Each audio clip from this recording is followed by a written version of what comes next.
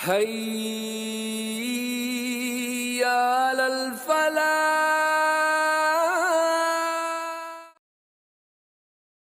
الله الرحمن الرحيم.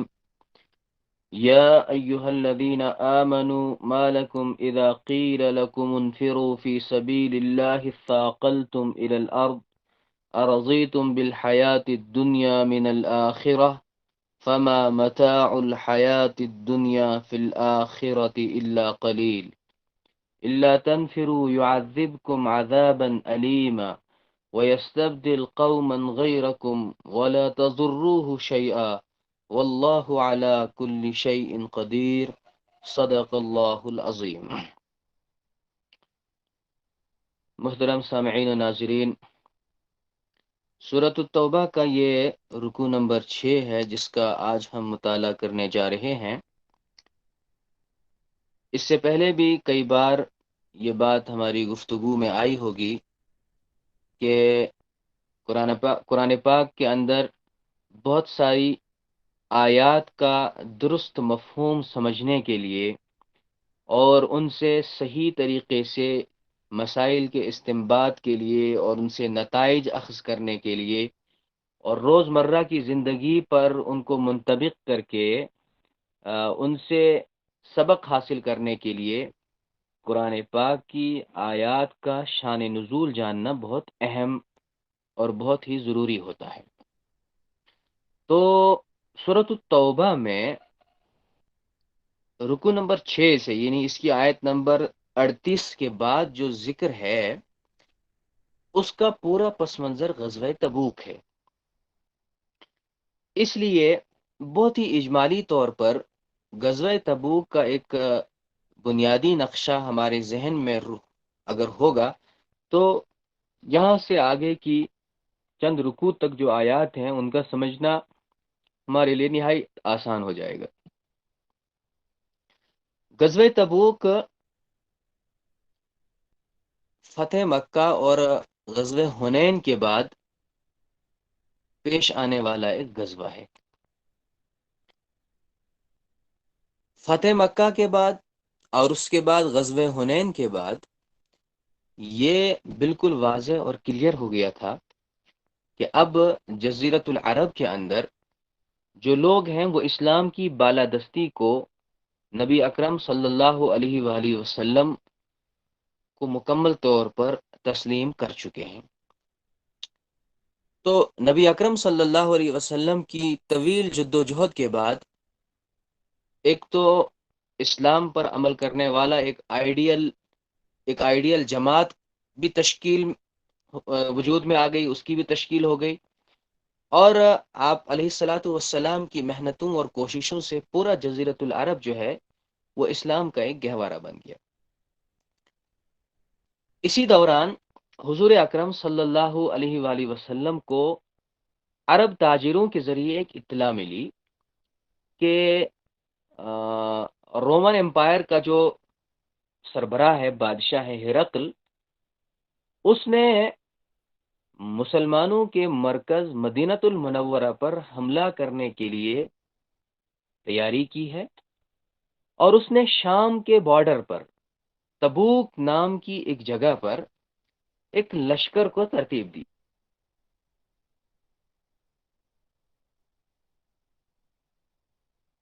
زیری اور سمجھو کہ رومی حکومت جو تھی وہ اس کا ایک صوبہ تھا ملک شام. تو ملک شام کے بالکل بارڈر پر ایک جگہ کا نام ہے تبوک. وہاں پر جو ہے وہ روم کے بادشاہ ہرقل نے ایک بھاری بھرکم فوج کو مرتب کیا ہے اور انہی تاجروں کے ذریعے سے نبی اکرم صلی اللہ علیہ وآلہ یہ بھی اطلاع ملی کہ حکومت نے ان جنگ کرنے والے سپاہیوں کو ایڈوانس 1 سال کی تنخواہیں بھی دے کے رکھی ہیں اور وہ بہت ہی زبردست تیاری کے ساتھ اسلام کے مرکز مدینہ پر حملہ کرنے کا سوچ رہے ہیں. حضور اکرم صلی اللہ علیہ وسلم کو جب یہ اطلاع ملی تو ظاہر سی بات ہے تشویش تو پیدا ہوئی ہے. تو آپ علیہ الصلوۃ والسلام نے ایک فیصلہ کیا کہ قبل اس کے کہ ہرقل کی فوجیں عرب کی سرزمین میں داخل ہو جائیں اور وہ پھر ہم مسلمانوں پر حملہ کریں، ہمیں اقدام کرنا چاہیے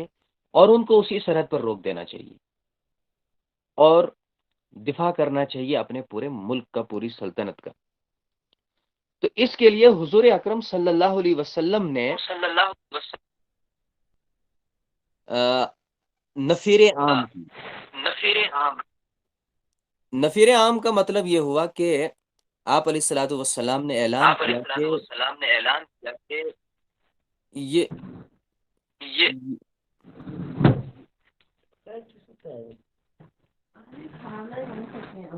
اپنا کیمرہ بند کیجیے حضور، مجھے آواز ٹکرا کے آ رہی ہے۔ محمد کون صاحب ہیں یہ؟ جی، تو حضور اکرم صلی اللہ علیہ وسلم نے نفیر عام کی، اور نفیر عام کا مطلب یہ ہوا کہ حضور نے اعلان کیا مدینہ کے اندر مسلمان ہیں، جتنے بھی لوگ جنگ کرتے ہیں سب کے سب جو ہے وہ حضور اکرم صلی اللہ علیہ وسلم کی، اس لیے کہ یہ بڑی اہمیت کا حامل تھا، کیونکہ اس وقت تک جو بھی غزوات ہوئے تھے وہ مسلمانوں کے ان لوگوں کے ساتھ ہوئے تھے جو انہی جیسے تھے، جن کا جنگ کرنے کا طریقہ معروف تھا، وہ لوگ جانتے تھے، اور وہ کوئی تربیت یافتہ جنگی فوجی نہیں تھے جو مشرکین کی صورت میں حضور اکرم صلی اللہ علیہ وسلم کے خلاف میدان میں برسر پیکار ہوتے تھے۔ لیکن جو یہ تبوک کے مقام پر لشکر جمع ہوا تھا، ایک تو یہ تربیت یافتہ فوج تھی، اور دوسرا اب یہ جزیرت العرب کا اندرونی مسئلہ نہیں تھا، بلکہ اب جزیرت العرب جو کہ اسلام کے سائے میں داخل ہو چکا تھا، اس پر ایک بیرونی سلطنت حملہ کرنے کے لیے جا رہی تھی۔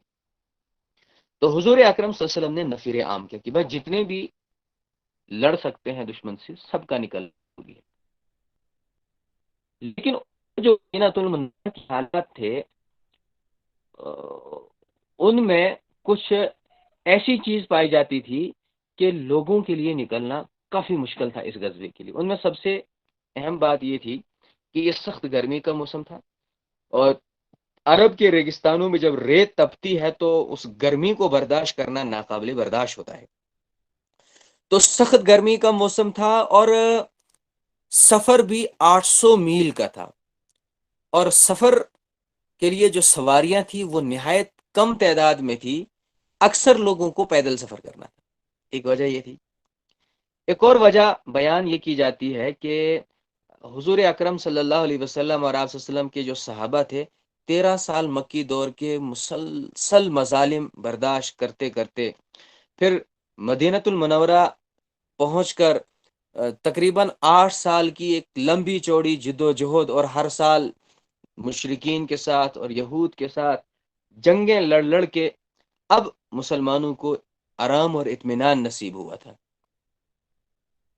تو ایسے موقع پر ان کو ایسا حکم دیا جا رہا ہے کہ اب جس غزوے میں نکلنا ہے کوئی گھر میں بیٹھ نہیں سکتا، سب کو نکلنا ہے۔ یہ بھی ایک اہم وجہ تھی۔ تیسری ایک اہم وجہ یہ بتائی جاتی ہے کہ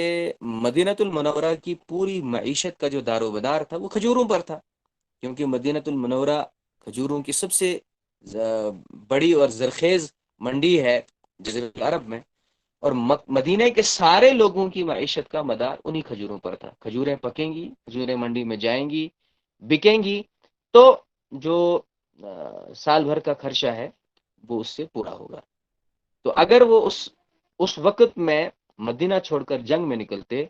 تو کھجوروں کے باغات بالکل تیار تھے، کھجوریں پکنے کو بالکل تیار تھیں۔ مدینے سے جب چلے جاتے ہیں تو سارے کے سارے کھجور باغات تباہ ہو جائیں گے اور پورے کی معیشت تباہ ہو جائے گی۔ تو کچھ کے بھی حالات جن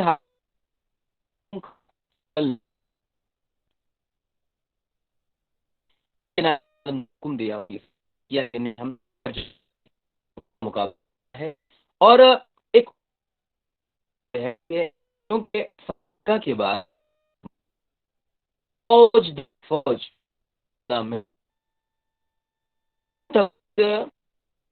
کیسا غزوہ کے بعد آیا، نے اس کی تمہید مطلب یہ جس نے لکیر کھینچ دی کہ کون لوگ ہیں جو حضور اکرم صلی اللہ علیہ وسلم کے سچے متبع ہیں، جو کون لوگ ہیں وہ جو جانثار ہیں، جو اپنا سب کچھ اسلام کی سربلندی کے لیے اور دین کی نشر و اشاعت کے لیے اپنا سب کچھ قربان کر دینے کے لیے تیار ہے، اور وہ کون لوگ ہیں جن کے مرض ہے، جن کے دل و پاک ہے، جو دنیاوی لالچ کی بنیاد پر وہ اسلام کی بڑھتی ہوئی طاقت کو جو وہ اسلام قبول ہیں، ان لوگوں کے درمیان تمحیص اس کے لیے یہ اہم ایک پوائنٹ ثابت ہوا۔ رسول اکرم صلی اللہ علیہ وسلم نے نصر عام کی، آپ صلی اللہ علیہ وآلہ وسلم مدینہ منورہ سے لشکر کو لے کر تبوک کی طرف روانہ ہوئے۔ تب مقام پر جو کی روایات ہے اور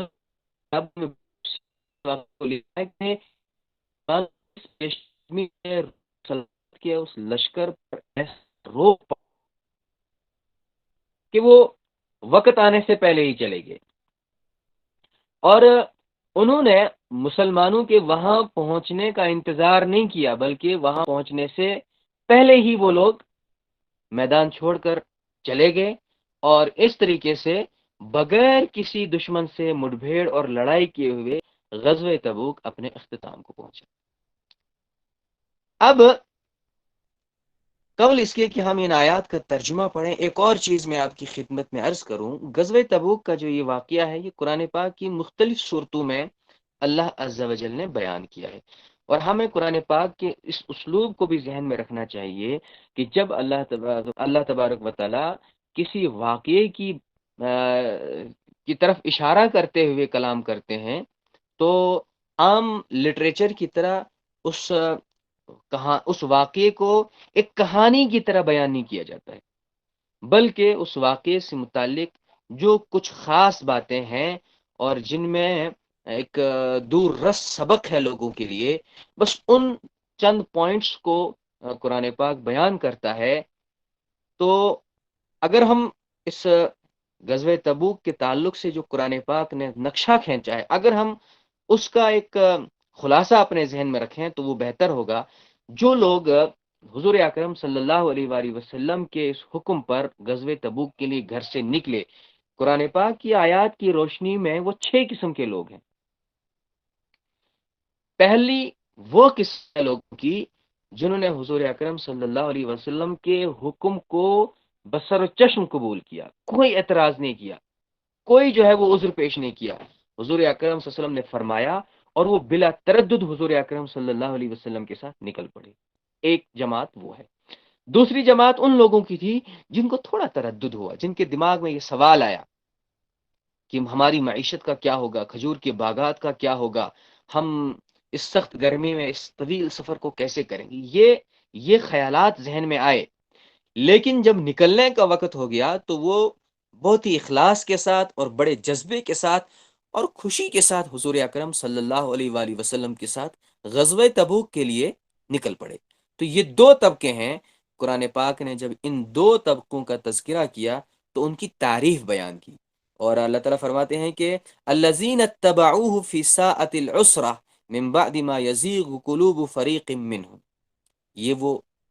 اعلیٰ درجے کے معیاری لوگ ہیں جنہوں نے تنگی کی گھڑی میں، عسرت کے موقع پر نبی اکرم صلی اللہ علیہ وسلم کا ساتھ دیا، جبکہ کچھ لوگوں کے دلوں میں تھوڑا سا تردد بھی پیدا ہوا۔ تو 2 طبقے یہ تھے، ان کی قرآن پاک نے تعریف کی، جو حضور اکرم صلی اللہ علیہ وسلم کے ساتھ خاص اور بہت ہی نیک جذبے کے ساتھ غزوہ تبوک کے لیے نکل پڑے۔ تیسرا طبقہ ان لوگوں کا تھا جو معذور حضرات تھے، کیونکہ جب نفیر عام ہوئی، سارے لوگوں کو نکلنے کا حکم دیا، تو سوسائٹی میں جو معذور لوگ تھے ان کے لیے نکلنا تو ناممکن تھا۔ ایسے لوگوں کے لیے غزوہ تبوک کے اس پس منظر میں یہ حکم نازل ہوا، لیس علی الضعفاء ولا علی المرضى وغیرہ وغیرہ حرج، کہ جو ضعیف لوگ ہیں، جو بیمار لوگ ہیں، ان پر کوئی حرج نہیں ہے کہ وہ اپنے گھروں میں بیٹھے رہیں جنگ میں نکلنے کا جو نفیر عام کا حکم ہے وہ ان پر اپلائی نہیں ہوتا ہے۔ اچھا، چوتھا طبقہ ان سچے اور پکے مسلمانوں کا وہ بھی تھا جن کو کوئی عذر نہیں تھا، لیکن بس سستی کی بنیاد پر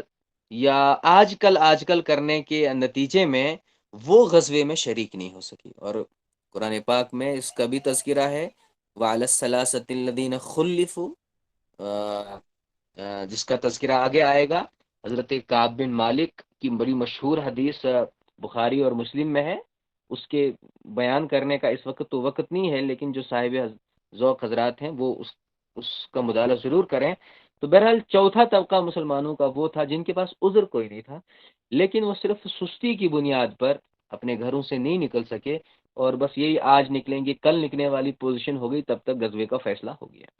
تو یہ چار قسم کے لوگ ہوئے جو اہل ایمان تھے، جن کے دل میں ایمان تھا۔ پانچویں قسم ان لوگوں کی تھی جو منافق تھے، لیکن وہ جنگ میں شریک ہوئے، اور قرآن پاک نے ان کے اس نفاق سے پردہ اٹھایا اور یہ صاف کہا کہ یہ منافق لوگ ہیں جو مسلمانوں کی صفوں میں شریک ہوئے ہیں، اور ان کا مقصد جاسوسی کرنا ہے اور آپس میں پھوٹ ڈالنا ہے۔ قرآن پاک کہتا ہے فیہم سماعون لہم، ان مسلمانوں کے درمیان چند ایسے بھی لوگ ہیں جو ان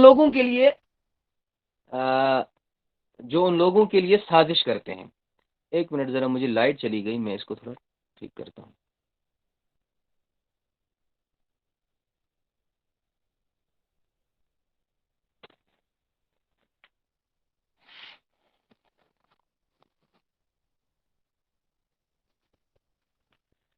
تو ان منافقین کا تذکرہ جو جنگ میں شریک ہوئے لیکن ان کا مقصد جاسوسی کرنا تھا، ان کا مقصد مسلمانوں کو نقصان پہنچانا تھا۔ 5 طبقے یہ ہوئے۔ چھٹا طبقہ ان لوگوں کا تھا جن کا نفاق بالکل کھل کر سامنے آ گیا غزوہ تبوک کے موقع پر، اور اگلا رکوع بڑی تفصیل سے جو ہے وہ ان حضرات کے بارے میں ہے۔ اب آج کے رکوع میں جو یہ آیت ہے، یا ایھا الذین آمنوا ما لکم اذا قیل لکم انفروا فی سبیل اللہ ثاقلتم الی الارض، ان آیات کے بارے میں اکثر مفسرین کا کہنا یہ ہے کہ یہ مسلمانوں کے اس طبقے کے بارے میں آیات ہیں جن کے پاس کوئی عذر نہیں تھا، لیکن وہ صرف غفلت کے نتیجے میں غزوے میں شریک نہیں ہو سکے۔ تو 2 جماعتیں، ایک جماعت وہ ہے جو خوشی سے شریک ہوئی، ایک جماعت وہ ہے جن کو تھوڑا تردد ہوا پھر شریک ہوئے، تیسری جماعت وہ ہیں جو معذور تھے اور ان کو مستثنیٰ کیا، اور چوتھی جماعت اہل ایمان کی وہ تھی کہ جو غزوے میں غفلت کی بنیاد پر بغیر کسی عذر کے شریک نہیں ہو سکے، لیکن وہ بڑے سچے لوگ تھے، انہوں نے اللہ سے رجوع کیا، توبہ ان کی قبول ہوئی، اور کعب بن مالک کا جب غزوہ تبوک کے تعلق سے ہم واقعہ پڑھتے ہیں تو اس میں اس کی تفاصیل موجود ہیں۔ آیت میں اللہ تعالیٰ فرماتے ہیں یا ایھا الذین آمنو، اے ایمان والو، ما لکم، تمہیں کیا ہو گیا ہے، اذا قیل لکم انفروا فی سبیل اللہ، جب تم سے کہا جاتا ہے کہ اللہ کے راستے میں نکل پڑو، اذ ثاقلتم الی الارض، بس تم زمین سے چمٹ جاتے ہو بوجھ بن کر، تمہارے قدم ہی نہیں اٹھتے ہیں، تم اپنا گھر ہی نہیں چھوڑ پاتے ہو، اور اور نبی اکرم صلی اللہ علیہ وسلم کے ساتھ تم شریک نہیں ہو رہے ہو، ما لکم، کیا مسئلہ ہے، کیا بات ہو گئی ہے تم کو۔ اس کے بعد اللہ تبارک و تعالی نے اگلے جز میں فرمایا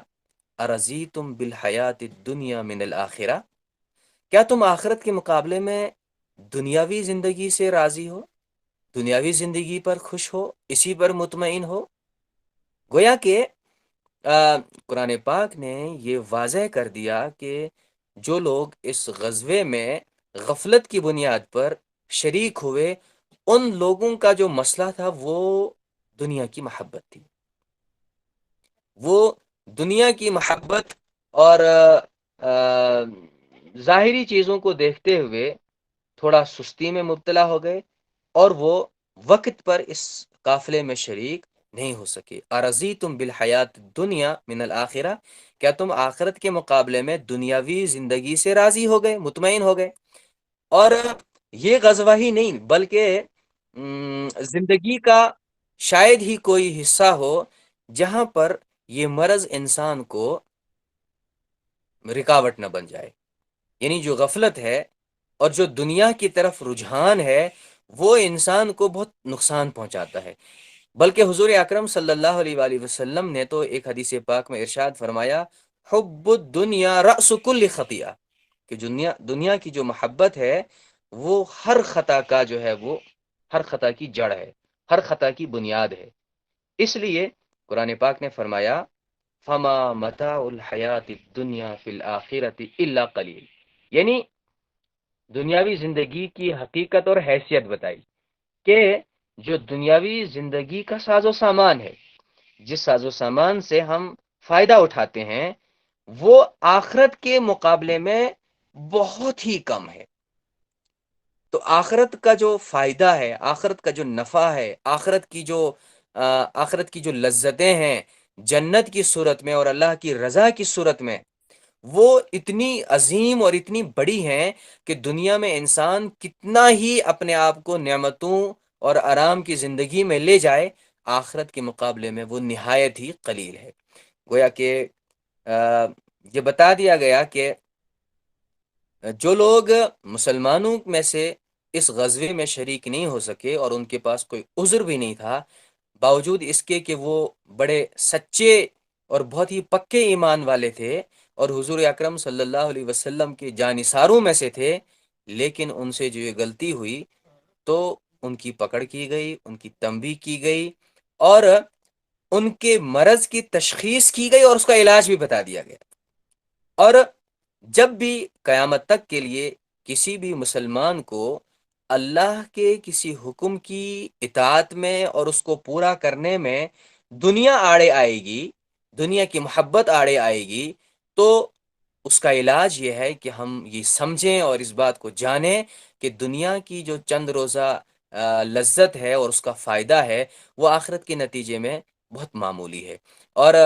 یہ بات بھی سمجھنے کی ہے کہ جو اسلام کے بنیادی عقائد ہیں، مثلا توحید کا عقیدہ ہے، رسالت کا عقیدہ ہے، آخرت کا عقیدہ ہے، تو یہ جو آخرت کا عقیدہ ہے اس کا بنیادی مقصد ہی یہ ہے کہ انسان اس دنیا میں آخرت کی منزلوں کو سامنے رکھتے ہوئے زندگی گزارے. اور اسی آخرت کا تصور ایک ایسا تصور ہے جس کے ذریعے سے ہم اس دنیا میں اللہ کی نافرمانیوں کو، برائیوں کو، جرائم کو روک سکتے ہیں. کوئی بھی ایسا ہتھیار ہمارے پاس نہیں ہے، کوئی بھی ایسا ذریعہ نہیں ہے جس کو اختیار کرتے ہوئے ہم لوگوں کو برائیوں سے روک سکیں، لوگوں کو جرائم کے ارتکاب سے روک سکیں. بس واحد چیز ہے کہ اگر ایک انسان کے اندر آخرت کا تصور بیٹھ جائے، خدا کے سامنے پیش ہونے کا تصور بیٹھ جائے اور وہ یہ جان لے کہ یہ دنیا کی چند روزہ زندگی میں نے چھوڑ کر اللہ کے حضور پہنچنا ہے، اور صرف پہنچنا ہی نہیں ہے بلکہ اللہ کے حضور جواب دینا ہے. مجھ سے سوالات کیے جائیں گے، میں نے ان کے جواب دینے ہیں، اور پھر جو کچھ میں نے کیا ہے اس کا جزا یا اس کا سزا جو ہے وہ مجھے ملے گا. یہ یقین جب انسان کے دل میں پیدا ہوگا تو یہ دنیا کی محبت کو بالکل ختم کر دیتا ہے ایک انسان کے اندر. تو اللہ تعالیٰ فرماتے ہیں اردیتم بالحیات الدنیا من الآخرہ، کیا آخرت کے مقابلے میں تم دنیاوی زندگی پر راضی ہو گئے؟ یاد رکھو فما متاع الحیات الدنیا فی الآخرۃ الا قلیل، دنیاوی زندگی کا جو ساز و سامان ہے وہ آخرت کے مقابلے میں نہایت قلیل ہے. اور اس کے بعد اللہ تعالیٰ نے کیا فرمایا الا تنفروا، اگر تم نہیں نکلو گے یعذبکم عذابا علیما، اللہ تم کو بڑا دردناک عذاب دے گا.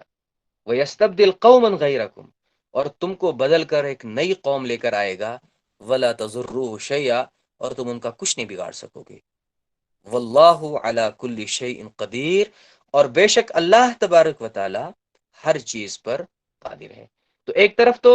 ان کے مرض کو بتا کر اس کی تشخیص کر کے اس کا علاج بتایا، اور ساتھ میں ڈانٹ بھی پلائی کہ اگر تم نکلے نہیں، رسول صلی اللہ علیہ وسلم کے ساتھ تم نے شرکت نہیں کی اور اس نفیر عام کے موقع پر تم نے حضور کی اطاعت نہیں کی، تو اللہ تم کو دردناک عذاب سے بھی دوچار کرے گا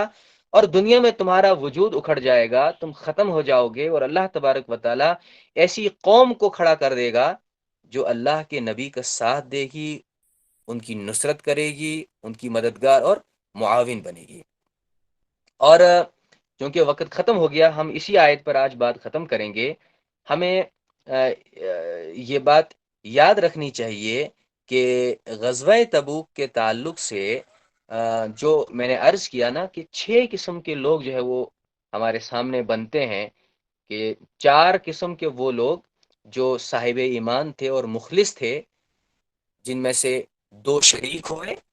تیسرا طبقہ معذوروں کا تھا جو مستثنی کیے گئے، اور چوتھا طبقہ ان لوگوں کا تھا جو باوجود اس کے کہ ایمان والے بھی تھے، معذور بھی نہیں تھے، کوئی عذر بھی نہیں تھا، ساری چیزیں موجود تھی، لیکن وہ غفلت کی بنیاد پر شریک نہیں ہو سکے۔ تو منافقین جو اس میں شریک ہوئے جاسوسی کے لیے، یا جو شریک ہی نہیں ہوئے، ان کا تذکرہ آگے آئے گا۔ لیکن ہمیں یہ بات بھی ساتھ میں یاد رکھنی چاہیے کہ ایسے لوگوں کی تعداد بہت کم تھی جو لوگ اس غزوے میں شریک نہیں ہو سکے۔ اکثر وہی لوگ تھے جنہوں نے حضور اکرم صلی اللہ علیہ وسلم کے حکم پر عمل کیا اور وہ نکل پڑے، اور اس وقت حضور اکرم صلی اللہ علیہ وسلم کے ساتھ غزوہ تبوک کے لیے جو مسلمان روانہ ہوئے، وہ حضور اکرم صلی اللہ علیہ وسلم کی قیادت میں تاریخ کا سب سے بڑا مسلمانوں کا لشکر تھا، اور ان کی تعداد 30,000 تھی۔ 10,000 کا لشکر حضور اکرم صلی اللہ علیہ وسلم کے ساتھ فتح مکہ کے موقع پر تھا۔ پھر فتح مکہ کے بعد چند ہزار اس میں اور جڑے تھے، جس کا ہم نے رکو نمبر 3 میں شاید ذکر پڑا تھا۔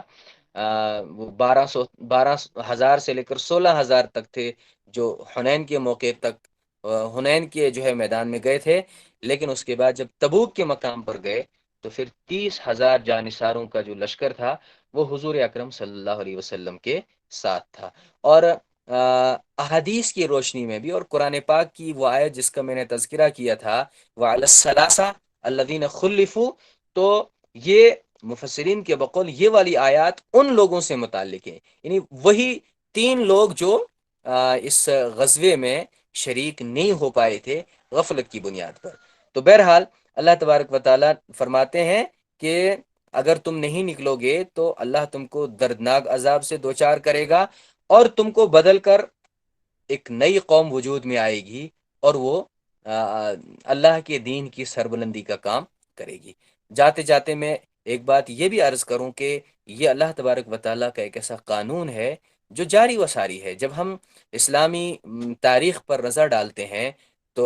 خلافت راشدہ کے بعد بنو امیہ کا دور آیا، اور اس کے بعد عباسی سلطنت کا دور آیا۔ تو اس پورے دور میں جب ہم دیکھتے ہیں عرب کے لوگ، جہاں اسلام کا گہوارہ ہے، جہاں اسلام کی آبیاری ہوئی، جہاں سے یہ اسلام کی شعائیں پوری دنیا میں پھیلی، جب ان عربوں کے اندر عیش پرستی کی زندگی آ گئی اور وہ دنیا میں زیادہ مگن ہو گئے، تو حیرت انگیز باتیں جو ہے وہ تاریخ میں بیان کی گئی ہیں کہ اس کے بعد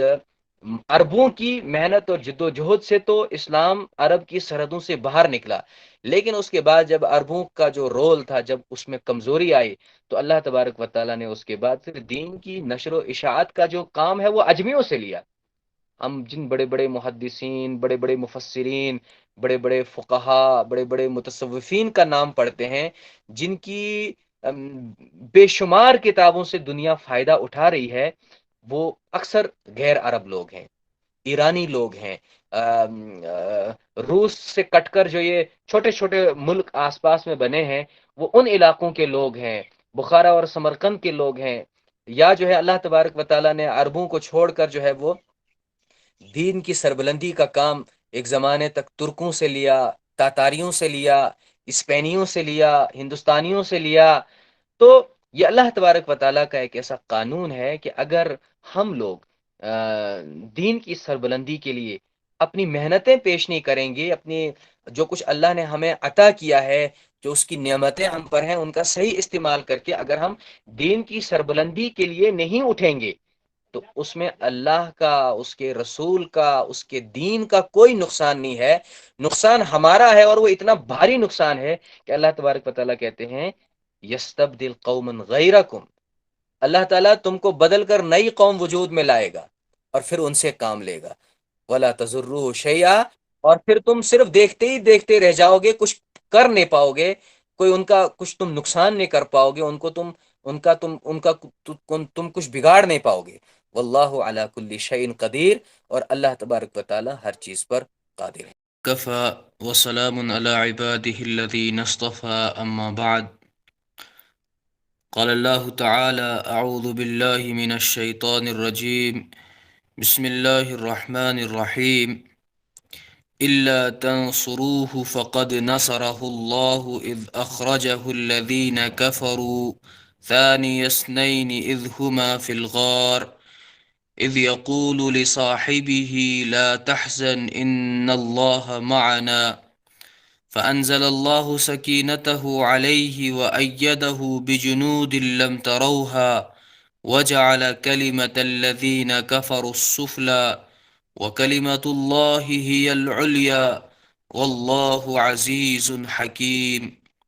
انفروا خفافا وثقالا وجاهدوا بأموالكم وأنفسكم في سبيل الله ذلكم خير لكم إن كنتم تعلمون، صدق اللہ العظیم۔ معزز سامعین اور ناظرین، سورۃ التوبہ کا رکوع نمبر 6 ہمارے مطالعے میں ہے۔ اس رکوع کی ابتدائی آیات چند روز پہلے ہم نے پڑھی تھیں۔ آج جو آیت ہمارے مطالعے میں ہے، اللہ تبارک و تعالی اس آیت کریمہ میں ارشاد فرماتے ہیں، الا تنصروہ فقد نصرہ اللہ، اگر آپ ان کی حمایت اور مدد نہیں کرو گے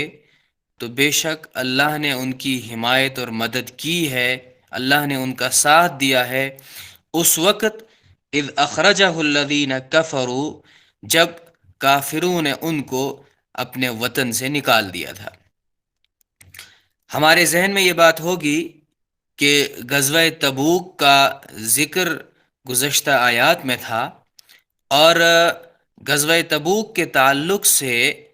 اس طبقے کے متعلق ان آیات میں ذکر ہے جو اہل ایمان تھے، سچے مومن تھے، جن کے ایمان میں کوئی شک اور شبہ نہیں تھا، لیکن غزوہ تبوک میں وہ حضور اکرم صلی اللہ علیہ وسلم کے ساتھ اس وجہ سے شریک نہیں ہو پائے تھے کہ ان پر تھوڑی غفلت طاری ہو گئی تھی۔ تو اللہ عز و جل نے ان کو ڈانٹا، ان کی سرزنش کی، اور ان کے متعلق جو کچھ گزشتہ آیات میں فرمایا گیا تھا وہ ہمارے سامنے آ چکا ہے۔ آج کی آیت اسی کے ساتھ جڑی ہوئی ہے۔ اللہ تبارک و تعالی فرماتے ہیں اسی پس منظر میں کہ جو لوگ غزوہ تبوک میں حضور اکرم صلی اللہ علیہ وآلہ وسلم کے ساتھ شریک نہیں ہوئے اہل ایمان میں سے، تو انہوں نے حضور اکرم صلی اللہ علیہ وسلم کا کچھ نقصان نہیں کیا، انہوں نے اپنا نقصان کیا، اور ان کو جو حکم دیا گیا ہے کہ وہ حضور اکرم صلی اللہ علیہ وسلم کے ساتھ شریک ہوں، تو وہ حضور اکرم صلی اللہ علیہ وسلم کی جو ظاہری طاقت اور قوت کو بڑھانے کے لیے، افرادی قوت کو بڑھانے کے لیے جو ضرورت ہے وہ اس لیے تھا۔ تو اللہ کہتے ہیں الا تنصروہ، اگر آپ ان کی مدد نہیں کرو گے، یعنی اگر آپ حضور اکرم صلی اللہ علیہ وسلم کے ساتھ نکل کر غزوے میں شریک ہو کر ان کی حمایت اور نصرت اور ان کا ساتھ دینے کے لیے اپنے گھروں سے نہیں نکلو گے تو مت نکلو۔ اللہ تعالیٰ کو تمہاری ضرورت نہیں ہے کہ تمہاری وجہ سے ہی حضور اکرم صلی اللہ علیہ وسلم کو غزوے میں کامیابی حاصل ہوگی۔ فقد نصرہ اللہ، تمہارے بغیر بھی اللہ تبارک و تعالی اپنے رسول کی مدد کر چکے ہیں۔ اور پھر ایک خاص موقع کی طرف اشارہ کیا جب حضور اکرم صلی اللہ علیہ وسلم نہایت ہی بے سر و سامان تھے اور چاروں طرف سے دشمنوں کے گھیرے میں تھے، اور وہ موقع سفر ہجرت کا موقع تھا، جب آپ صلی اللہ علیہ وآلہ وسلم نے مکۃ المکرمہ سے مدینۃ المنورہ کی طرف ہجرت کرنے کا ارادہ فرمایا، اور حضرت ابوبکر صدیق رضی اللہ تعالی عنہ کو اس سفر میں شریک آپ نے کیا، تو مکے کے لوگوں کو یہ علم ہوا کہ حضور اکرم صلی اللہ علیہ وسلم مکے سے جا رہے ہیں۔ تو سیرت کی کتابوں میں ہم نے پڑھا ہے، سنا ہے بار بار کہ مکے کے لوگوں نے حضور اکرم صلی اللہ علیہ وسلم کے خلاف ایک خطرناک سازش کی اور راتوں رات آپ کے گھر کو چاروں طرف سے گھیر لیا، اور یہ پلان بنایا کہ جو ہی حضور اپنے گھر سے نکلیں گے ہم یکلخت حضور پر حملہ کر دیں گے اور نعوذ باللہ من ذالک حضور کا کام تمام کر دیں گے، اور پھر اس طریقے سے حضور اکرم صلی اللہ علیہ وسلم کا جو قاتل ہے متعین طور پر اس کا پتہ نہیں چلے گا اور مسئلہ ختم ہو جائے گا۔ لیکن حضور اکرم صلی اللہ علیہ وآلہ وسلم کی اللہ نے اس وقت مدد کی، اور ہم نے سیرت کی کتابوں میں پڑھا ہے کہ آپ نے سفر ہجرت کی تیاری کی اور سارا انتظام کیا، حضرت علی رضی اللہ تعالیٰ عنہ کو بلا کر اپنے بستر پر لٹا دیا اور یہ کہا کہ صبح جب تم اٹھو گے اپنے بستر سے تو تب تک میں دور جا چکا ہوں گا، اور اس وقت پھر لوگوں کی جو میرے پاس امانتیں ہیں وہ امانتیں ان لوگوں کو واپس دے کر پھر آپ میرے ساتھ مدینے میں آ کر مل جانا۔ تو حضور اکرم صلی اللہ علیہ وسلم اپنے گھر سے نکلے اور سورہ یاسین کی ابتدائی آیات کی تلاوت کرتے ہوئے آپ نے اپنے ہاتھ میں مٹی لی ایک مٹھی میں، اور وہ ان مشرکین کے چہرے پر پھینکتے ہوئے ان کے سر پر ڈالتے ہوئے آپ صلی اللہ علیہ وسلم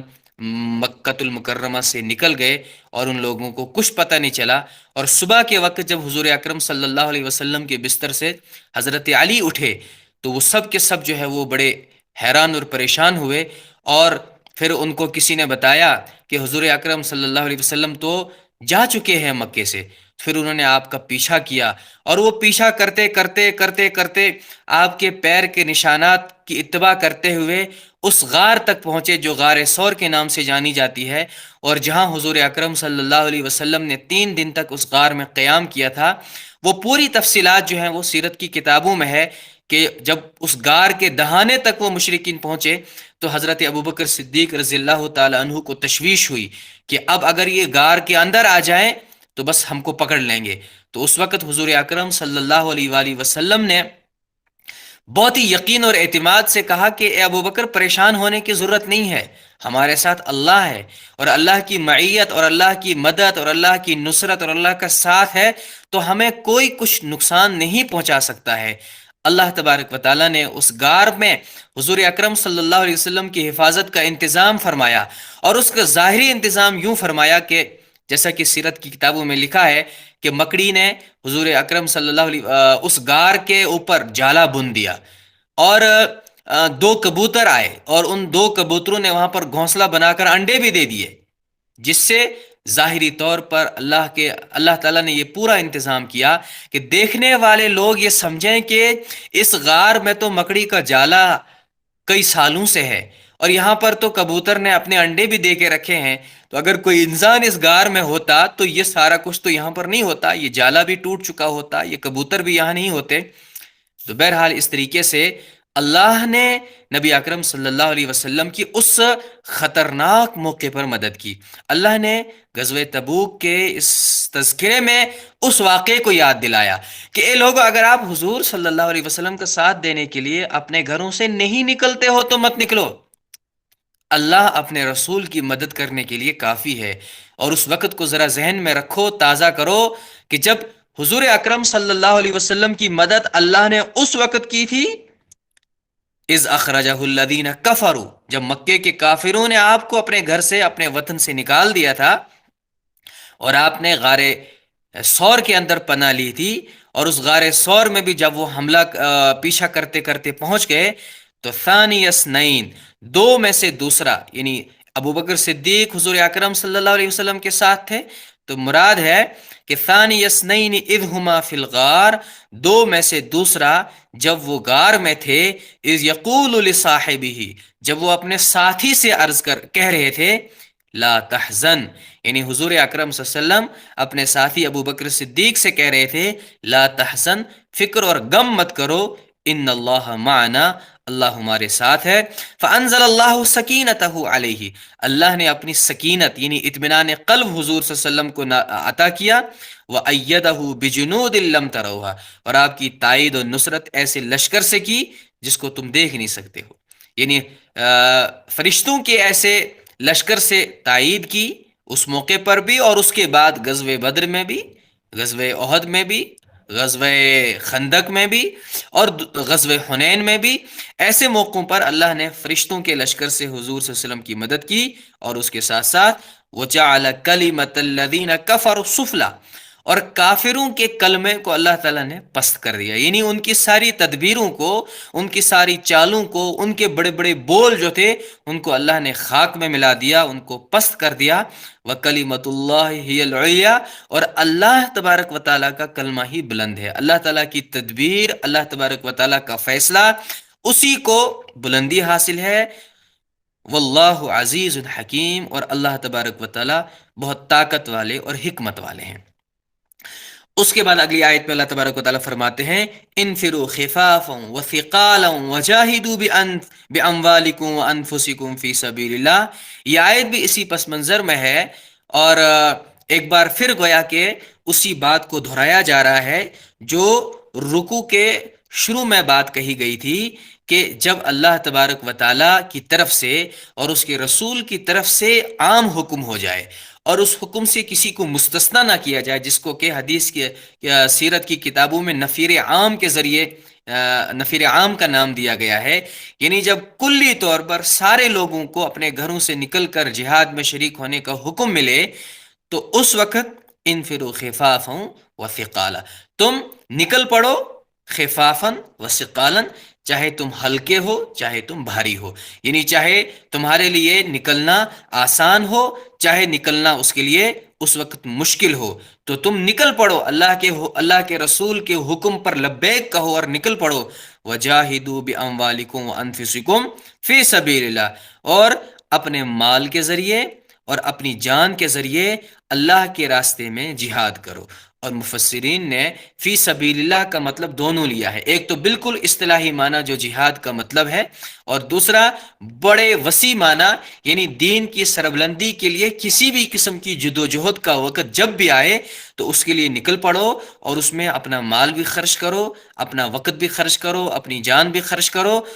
تو اس طریقے سے اللہ تبارک و تعالیٰ کی رضا حاصل ہوگی۔ ذالکم خیر لکم، یعنی اپنے مال کے ذریعے اپنی جان کے ذریعے اللہ کے راستے میں جد و جہد کرنا، اور اللہ کے راستے میں جہاد کرنا، اور دین کی سربلندی کی کوششیں کرنا، جو سارے معنی اس کے اندر ہیں۔ ذالکم خیر لکم، یہ تمہارے لیے بہتر ہے، یعنی دنیا میں بھی بہتر ہے اور آخرت میں بھی بہتر ہے، ان کنتم تعلمون، اگر تم جانتے ہو۔ اور اس کے بعد جو آگے کی آیت ہے اس میں اب ذکر ہے ان منافقین کا جن کے پاس کوئی عذر نہیں تھا، اور وہ بغیر کسی عذر کے جہاد اس غزوہ تبوک میں شریک نہیں ہوئے، اور غزوہ تبوک میں شریک ہونے کے لیے انہوں نے بہت سارے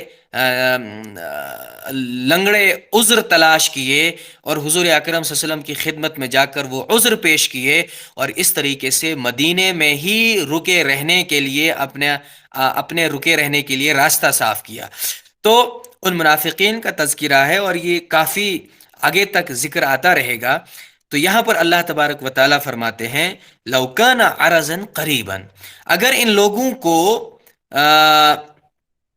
دنیا کا ساز و سامان بہت قریب میں ملنے والا ہوتا، وہ سفرا قاصدا، اور سفر بھی معمولی ہوتا، زیادہ لمبا نہ ہوتا، لتبعوک، تو یہ سارے کے سارے ضرور آپ کے ساتھ آتے، یعنی منافقین کی وہ ایک بڑی جماعت جنہوں نے عذر تلاش کیے، بہانے بنائے، اور وہ عذر اور بہانے بنا کر حضور اکرم صلی اللہ علیہ وسلم کے پاس گئے اور کہا کہ ہمیں مدینے میں رکنے کی اجازت دی جائے، ہمیں یہ عذر ہے، ہمیں یہ عذر ہے۔ اللہ تبارک و تعالیٰ ان کے نفاق سے پردہ اٹھاتے ہوئے فرماتے ہیں کہ وہ پکے درجے کے منافق ہیں، ان کے پاس کوئی عذر نہیں ہے، وہ جہاد میں شریک نہیں ہونا چاہتے ہیں کیونکہ سفر بڑا دور ہے اور تجربے کار فوج کے ساتھ جنگ لڑنی ہے، اس لیے ان کے اندر ہمت نہیں ہے، ان کے اندر اتنی طاقت نہیں ہے، چونکہ دل میں ایمان نہیں ہے، نفاق ہے، تو یہ دشمن کے تصور سے ہی کانپ رہے ہیں۔ لیکن اگر لو کان عرضا قریبا، اگر ان کو بہت جلدی دنیاوی مال و متاع ملتا، مال غنیمت کی صورت میں مال ملنے کی امید ہوتی، وسفرا قاصدا، اور سفر بھی نزدیک ہوتا، چونکہ غزوہ تبوک کا سفر جو ہے ایک نہایت ہی طویل سفر تھا، مدینہ المنورہ سے 800 میل کا سفر تھا،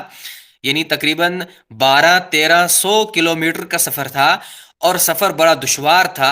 اکثر لوگوں کو پیدل سفر کرنا تھا، سواریاں سب کے پاس موجود نہیں تھی، سخت گرمی کا موسم تھا، عرب کے ریگستان میں تپتی ہوئی ریت میں سفر کرنا تھا، یہ ساری چیزیں تھیں۔ تو اس لیے وہ ہمت نہیں کر پائے اور مسلمانوں کے ساتھ شریک ہو نہیں پائے، اور جہاں ان کا نفاق کھل گیا۔ تو اللہ تبارک و تعالیٰ کہتے ہیں کہ اگر یہ سہولت ان کو ملتی کہ مال بھی ملنے والا ہے، سفر بھی تھوڑا سا ہے، لتبعوک، تو یقیناً آپ کے ساتھ آتے، ولیکن بعدت علیہم الشقہ، شقہ سے مراد غزوہ تبوک کا وہ مشقتوں بھرا سفر، یعنی یہ مشقتوں بھرا سفر ان کے لیے بڑا دور ہو گیا، ان کو یہ منزل نزدیک نہیں نظر آنے لگی، اور یہ بالکل ہمت ہار گئے۔ اس لیے وَسَيَحْلِفُونَ بِاللَّهِ، اب یہ اللہ کی قسمیں کھا کھا کر آپ کے سامنے کہیں گے، لَوِ اسْتَطَعْنَا لَخَرَجْنَا مَعَكُمْ، اگر ہمارے اندر استطاعت ہوتی،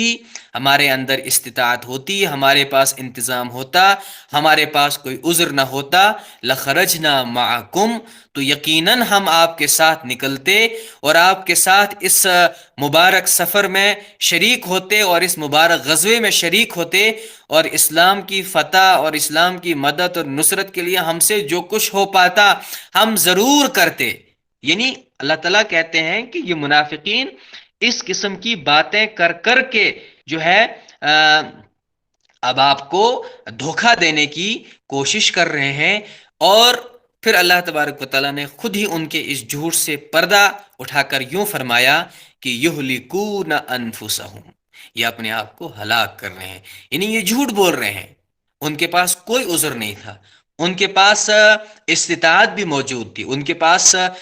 جنگ کرنے کا سامان بھی موجود تھا، ان کے پاس سواری بھی موجود تھی، ان کے پاس کوئی ایسا عذر نہیں تھا جس کی بنیاد پر وہ شریک جہاد نہ ہو پاتے، لیکن چونکہ نفاق اندر سے تھا، اور دشمن کے سامنے ٹکنے کا حوصلہ اور ہمت نہیں ہو رہی تھی،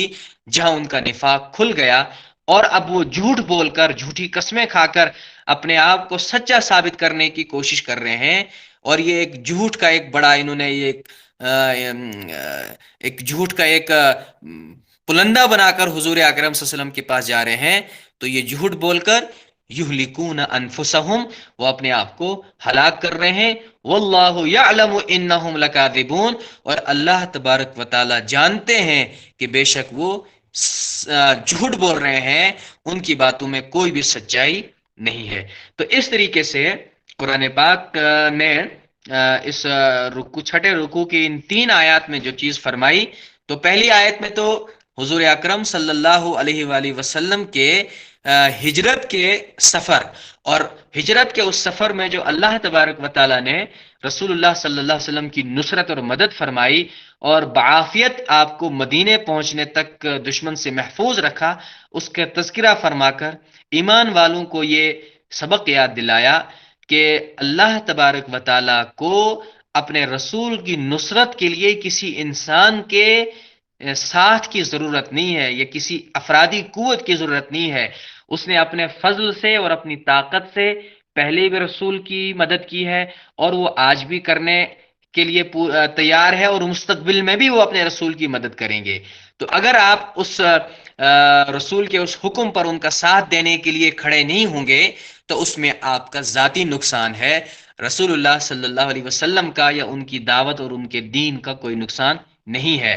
اس لیے جب بھی اللہ کے رسول کی طرف سے آواز آئے تو اس آواز پر لبیک کہو، چاہے تم جس حال میں بھی ہو، جس حال میں بھی ہو نکل پڑو،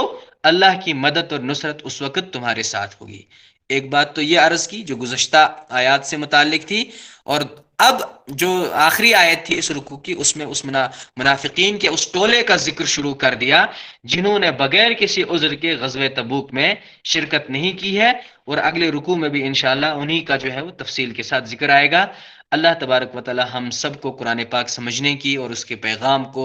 دوسروں تک پہنچانے کی توفیق نصیب فرمائے۔ وما توفیقی الا باللہ، وآخر دعوانا ان الحمد للہ رب العالمین۔ اللہ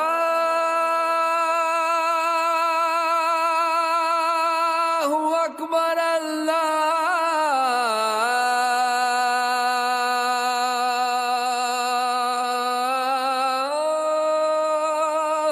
أكبر